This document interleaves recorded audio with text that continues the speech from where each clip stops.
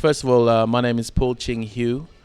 I'm an artist, singer, songwriter, musician from Jamaica. I've now teamed up with the great Earl Wya Lindo, who's sitting next to me, who is obviously Bob Marley's keyboard player for many, many years, from the foundation right the way through to pretty much the end. And we're here in London now, 2017. 3 years ago, we formed a new band in London, which is called Paul Ching Hue and the Wire Band. So we have a kind of thing going on, which is kind of good. But getting straight to the point, Wya and I were asked to do a couple of shows, one particularly for a little organisation we didn't really know about called War Child, through a good friend of ours called Tom McHugh, who's a great guy. And the gig we did was really nice. You know, everybody came together and supported. Several bands supported the show. We had a great night. Everyone did. And then we were given wristbands. You know, and over the last few months since that show, Wya recently rejoined the Wailers and did a tour in the UK. And so every night we're in the hotel rooms, and every night before he goes to bed, he takes off his watch and he puts it by the side of his bed, and then he takes off his other bits, and he takes off his wristband. And I kept seeing the wristband, and my wristband was on my hand, but along the way somewhere in all my travels it disappeared. But every night Wya diligently put that wristband next to his personal things. So one day I went and looked, what is the wristband? And then I spotted it was the same wristband from the gig that we did some months ago. So I thought, why does he keep wearing this wristband? So I picked it up again, even though I'd done the gig, and I looked at it and I thought, War Child, some words should never go together, which is what it says. So with that card started playing on my mind, why would Mr. Lindo continually wear that wristband like it's a gold watch or something? Obviously it's very special to him and very deep. So I throw over to Wya and ask, why do you wear that wristband? Tell me. It carries some weight. I know it looks light, but the weight behind it is very heavy. Okay. So I think that so I was kind of like mentally captivated by it. Want to know maybe where is it going? Where are we going? Yeah, what direction are we heading to? I think. And the actual War Child concept itself, what do you think about that? Because you understand it's pretty heavy stuff, isn't it? I mean, yeah. It seems like someone owed something. The War Child is owed some attention, so we get my mind in that direction. Okay.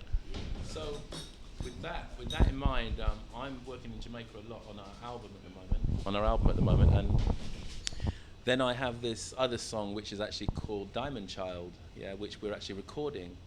And then I don't know how it happened, because Diamond Child's, the music was done. We got some great musicians in Jamaica to record this track.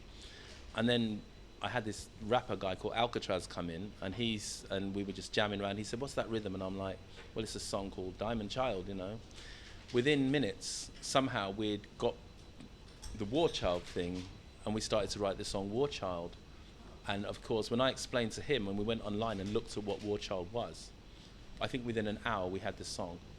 We had the hook, which just suddenly came out like magic, because it just hit everybody, Tell us a bit about what it is. Say that what War Child is, what actually is. Well, the concept of like the initial hook that we have, War Child, two words that should never go together. That was playing on my mind for a long time. I thought, what a crazy thing. That's just like, how can you have such a thing, a War Child? That's mad.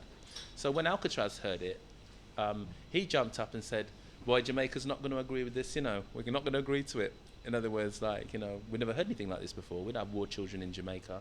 Well, maybe we do, but not in the same way. When we looked I showed them on the internet, I was then surprised how big War Child was and what it really was. And I thought, this isn't no little joke thing. This is a serious issue that needs addressing.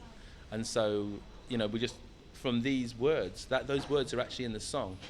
So we created a melody with a hook, as songwriters, and we're taking it to a sorry? Is the tune out? No, we're about to finish it.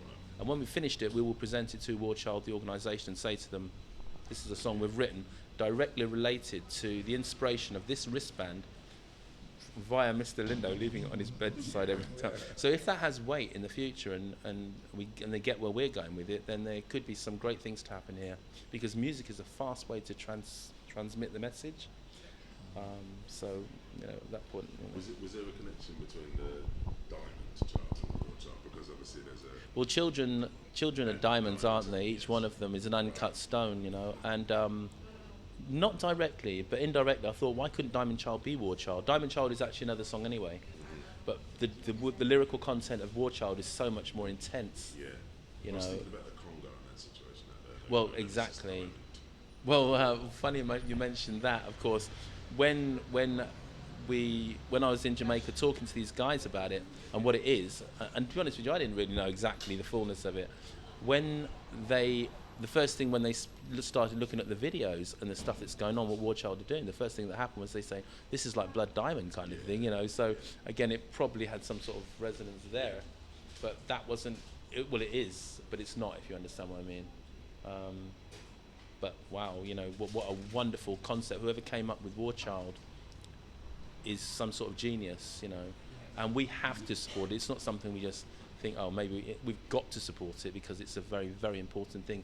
And what we're trying to do with our song is this is you know, we're going to sort of take it from Jamaica to the world, because Jamaica's quite a loud country. Yeah.